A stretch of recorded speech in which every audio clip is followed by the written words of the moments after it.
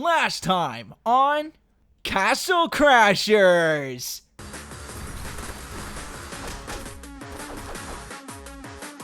Castlecrashers is a nostalgic game for many that was released in 2008. It was later remastered with upscaled visuals in 2015. I have never heard of this game before one of my friends suggested we try it out. And here it is! In this game, you are constantly on the move and you must avoid... Just kidding!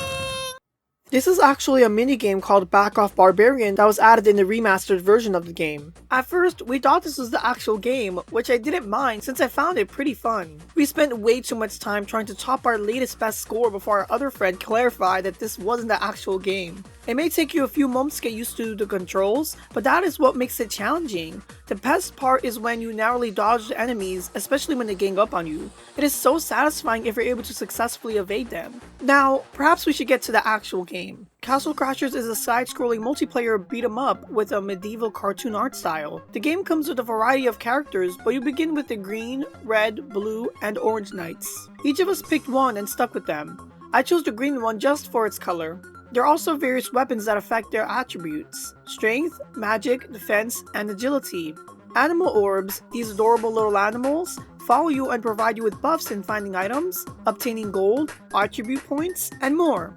I use a variety of weapons throughout the adventure, but I stuck with the umbrella since it looks the least lethal out of every weapon in the game. I came into this game completely blind, trusting my friend's judgment. We enter the barracks, where a party is taking place when...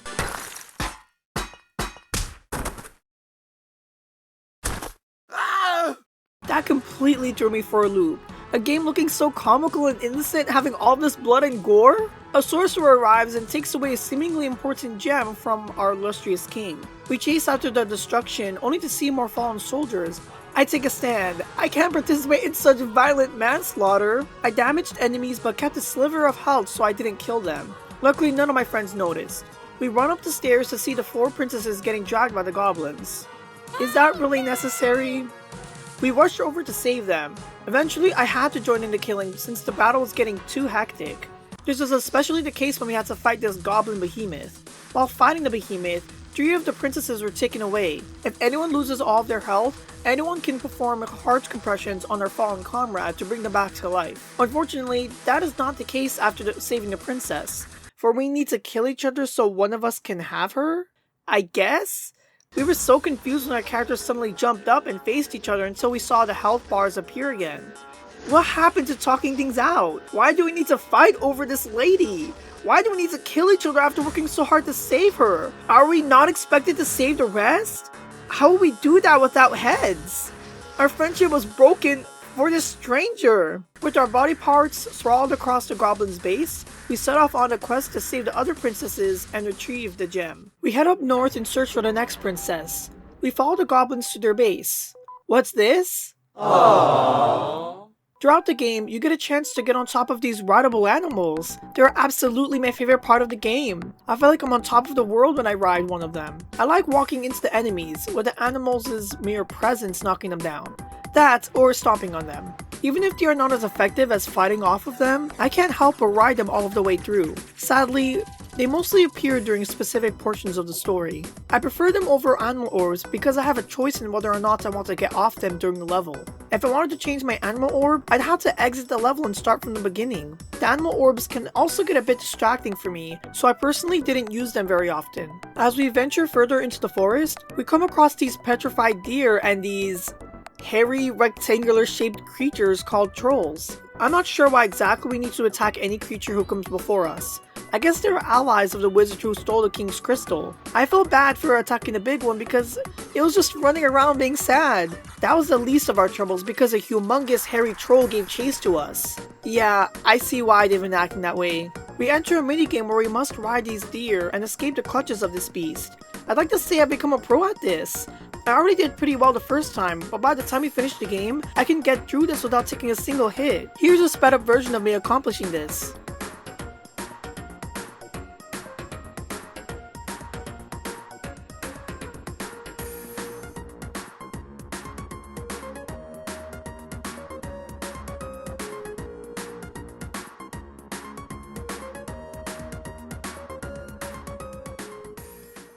We land into a river.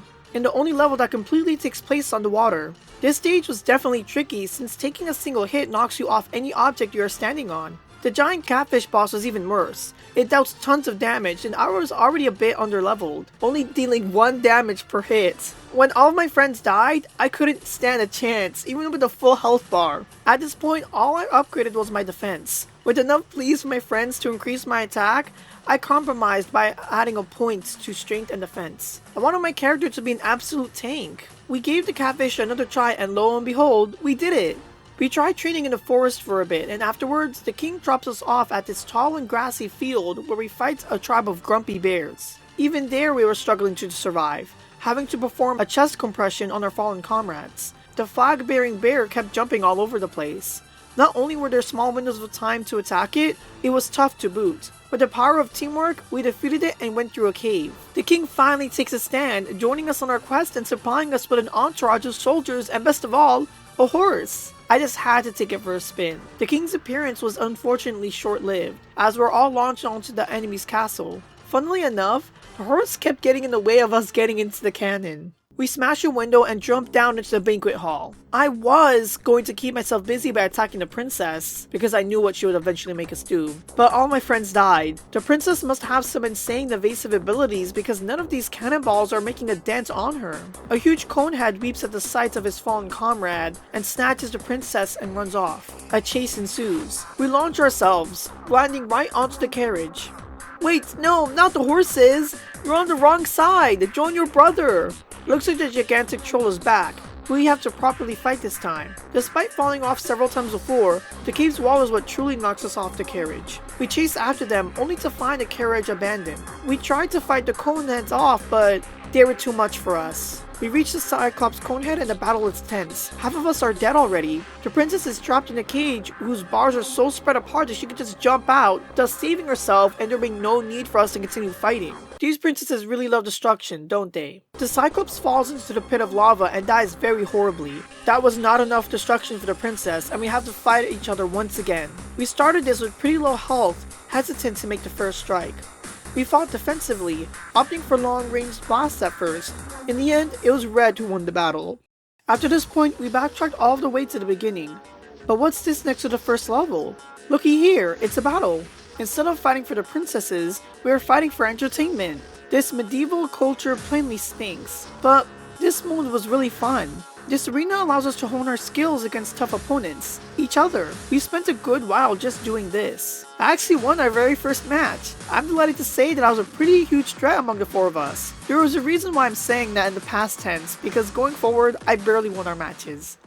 When we moved forward on our mission, here's how our stats look. From this and training off screen, we're in much better shape for the dangers that lurked ahead. First, we fought a volcano and a fire-breathing dragon. With the help of sandwiches, it was done fairly quickly. The top of the volcano contained a golden steering wheel. We cut to the sorceress, who revives the Cyclops conehead. Ignoring that, we backtrack to the beginning where we get to the dock. By chance, we have all the items that need to set sail. A compass, a telescope, and a steering wheel. We set sail and we're aboard the ship. An enemy ship appears full of ninja, who are our next deadly foes. I just have to say I really like how varied all of these levels are. We traveled through so many lands and biomes. It's crazy. Anyway, the ninja jumped onto our ship and we battled for one of these ships to sink, but don't fret, it wasn't ours. Our ship lands on a desert, where we are faced with scorpions and then aliens? They look like mutated bees to me. We end up getting abducted and imprisoned in their spaceship. We escaped our cell and attacked the pilots. We also freed this huge alien prisoner who smashes the control panel of the ship and flies off. It would have been nice to get a new ally, but there's no time to think of that. The alien activated the self-destruct sequence on the ship and we have 1 minute to escape. Some of us got stuck in some debris and we ended up getting blown up. The second time the steam juggled us and all hope seemed to be lost again, but in the last second, Red made it through the escape pod and allowed us to move forward, all without us getting shot out looking as charred as ever. Oh look! Aww. We ride the camels into this home. The enemies get noticeably tougher. This big guy deals 50 to 60 damage for every hit. We march to the rooftops and we face some of them in volleyball. We were not coordinated at all and we did so bad that some of us fell over and died. We also see another princess at some point, but let's just skip past her and go right to the end.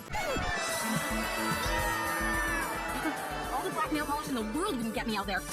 Okay. The truth is, I don't remember fighting this boss, and I don't have any footage where my friends and I defeated this boss, so I went back and defeated the boss myself. I quickly learned that my friends carried me in the damage department. It took me quite a while to defeat this boss. I did not deal much damage and heavily relied on this poison blast to guarantee 33 health upon impact. There came a time where he kept on dropping icicles wherever I went, giving me so few opportunities to attack him. But alas, my health and defense kept me alive. With that, we saved the third princess. We entered this barren wasteland surrounded by purple specks, no doubt from the evil wizard. We finally catch up to the evil wizard and his goons. We shoot ourselves through the sky to their floating fortress. We find a bunch of minions who look very similar to the wizard, the painter, one of the wizard's loyal henchmen, and the cyclops from round 2. I really like how unique the painter's powers are. Wouldn't it be cool to have powers like this in real life? I like the elephant, but this will be in my nightmares. Remember what I said about my friends carrying me through these bosses?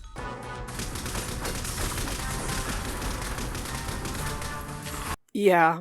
We break into this crystal where we find this horrible heap of dead soldiers, goblins, bears, any enemy we fought can be found here. Here's the boss battle with the necromancer, the evil wizard's sidekick.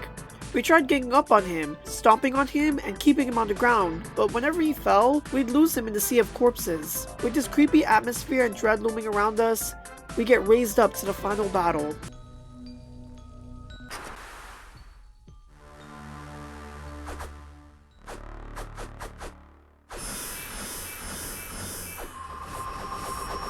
This is it, our first and final confrontation with the evil wizard. He fights in a bubble that changes color. One must change their strategy based on this. We deplete his health easily enough, and we won!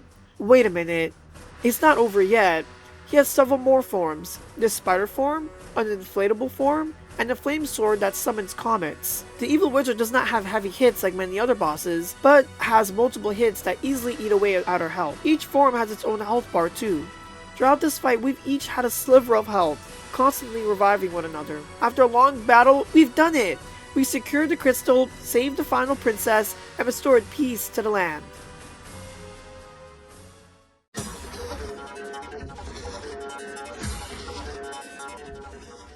The story is pretty simple, but that's not a bad thing.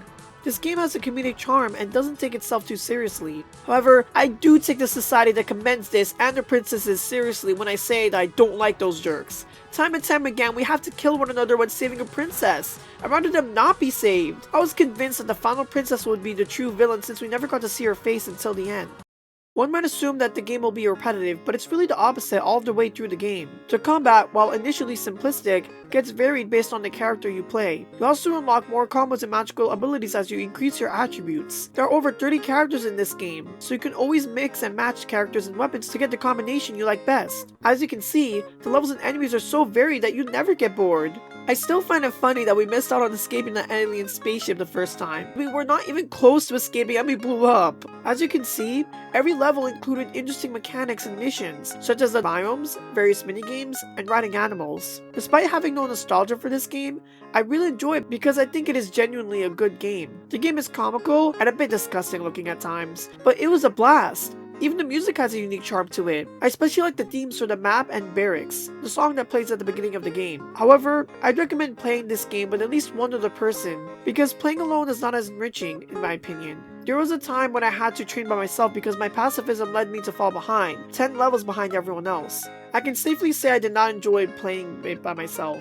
Without friends, it feels more about the destination than the journey, you know? This could just be the way I feel about all beat-em-ups, and not exclusive to just Castlecrashers. I don't know about you guys, but I'll surely be back for the Future Boss Paradise DLC. I can't wait to create my own characters, adding even more replayability for this game. Perhaps I'll try to recreate a Total Drama character when I get the chance. Ugh, gross. Hey! With that being said, what do you guys think about this game? Think you'd give it a try? Or have you played it in the past? Was there anything I missed that was worth discussing? Let me know in the comments. If you enjoyed this video, be sure to give it a like and subscribe for more similar content. Enjoy the rest of your day, everyone. Bye.